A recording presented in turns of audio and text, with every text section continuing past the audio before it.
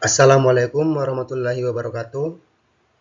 Perkenalkan, nama saya Muhammad Sadi Ishak, NIM 2023 31185. Baik, pada kesempatan kali ini saya akan mempresentasikan penelitian dengan judul Kejahatan Cyber dan Dampaknya pada Korban, Penipuan Online, Phishing, dan Doxing di Indonesia tahun 2024.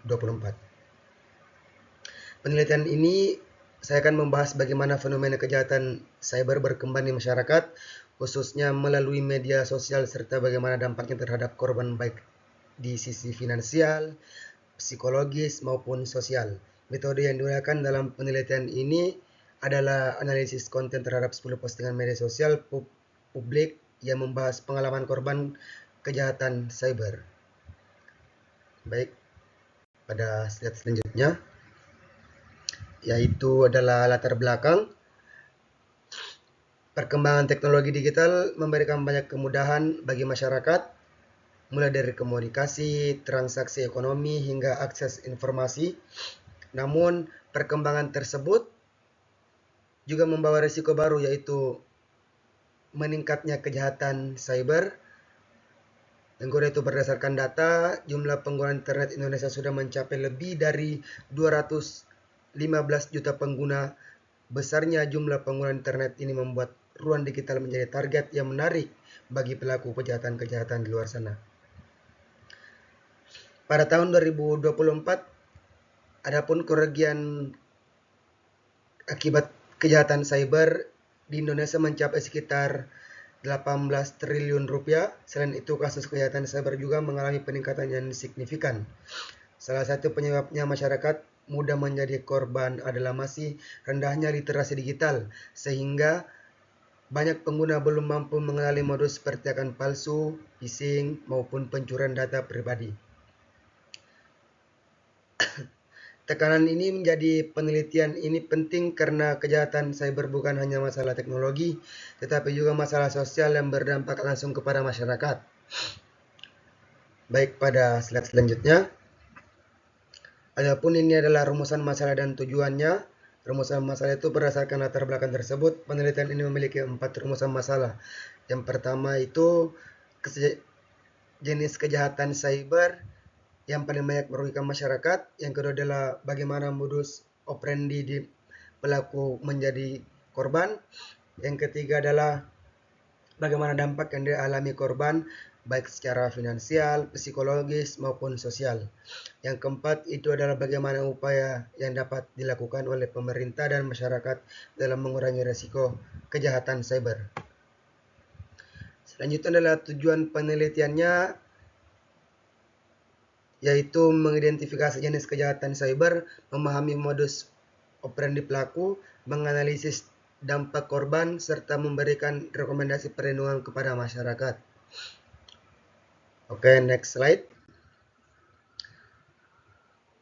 Metode penelitian. Penelitian ini menggunakan pendekatan kualitatif deskriptif. Pendekatan ini digunakan karena penelitian berfokus memahami fenomena sosial berdasarkan data yang ditemukan, bukan melakukan pengujian hubungan antar variabel. Teknik pengumpulan data menggunakan analisis konten terhadap 10 postingan media sosial publik dari platform Twitter atau X, Instagram, dan Facebook pada periode Januari hingga Oktober 2024. Data kemudian dianalisis melalui 3 tahap, yaitu analyzing, categorizing, dan inferencing. Artinya, setiap postingan diklarifikasikan berdasarkan jenis kejahatan, modus pelaku, serta dampak yang dialami pada korban. Selanjutnya adalah tahapan penelitian. Tahapan penelitian dilakukan secara sistematis. Tahap pertama adalah menentukan fokus penelitian dan membuat instrumen analisis. Tahap kedua adalah melakukan pengumpulan data melalui pencarian postingan media sosial menggunakan kata kunci seperti penipuan online dan phishing. Tahap ketiga adalah melakukan seleksi sampel dengan memilih postingan yang berasal dari pengalaman korban secara berlangsung. Tahap keempat adalah proses coding dan kategorisasi berdasarkan jenis kejahatan, modus, dan dampaknya. Tahap terakhir yaitu adalah proses adalah melakukan analisis penyusunan laporan berdasarkan pola yang ditentukan. Oke, slide ke-6 adalah temuan matriks analisis konten. Berdasarkan hasil analisis terhadap 10 postingan media sosial, ditemukan beberapa jenis kejahatan cyber yaitu penipuan online, phishing, dan doxing. Contoh kasus pertama adalah phishing melalui pesan palsu yang mengatasnamakan bank. Korban diarahkan membuka link palsu sehingga rekening korban berhasil dikuras sebesar 15 juta rupiah. Contoh lainnya adalah investasi kripto palsu yang menawarkan keuntungan tinggi. Korban akhirnya mengalami kerugian hingga 25 juta rupiah. Dari berbagai kasus tersebut, terlihat bahwa pelaku memanfaatkan kelemahan psikologis korban, terutama rasa percaya, panik, dan keinginan mendapatkan keuntungan cepat. Oke, next slide. Selanjutnya ada distribusi jenis kejahatan cyber. Berdasarkan distribusi data penelitian, jenis kejahatan yang paling dominan adalah penipuan online dengan persentase 50%. Selanjutnya adalah phishing sebesar 30% dan doxing sebesar 20%. Instagram menjadi platform yang paling sering digunakan untuk sampel penelitian karena mudah digunakan untuk membuat akun palsu dan melakukan pendekatan bejat kepada korban. Hal ini menunjukkan bahwa media sosial tidak dapat hanya menjadi tempat komunikasi, tetapi juga menjadi ruang baru bagi aktivitas kriminal digital. Selanjutnya adalah dampak kejahatan cyber dan korban. Dampak kejahatan cyber terhadap korban bersifat multidimensional. Dari sisi finansial, korban mengalami kehilangan uang secara langsung. Dalam penelitian rata-rata, kerugian mencapai sekitar 6-5 juta per kasus. Dari sisi psikologis, korban dapat mengalami stres, rasa malu, dan trauma, bahkan takut menggunakan layanan digital kembali. Sedangkan dari sisi sosial, kejahatan seperti doxing dapat menyebabkan rusaknya reputasi dan hubungan sosial korban. Jadi, dampaknya kejahatan cyber tidak berhenti ketika uang hilang, tetapi dapat mempengaruhi kehidupan korban secara keseluruhan. Selanjutnya, landasan teori. Penelitian ini menggunakan beberapa jurnal ilmiah sebagai landasan teori. Jurnal pertama digunakan untuk memahami kategori dan karakteristik cybercrime. Jurnal kedua membahas mengenai modus penipuan online melalui media sosial, terutama social engineering.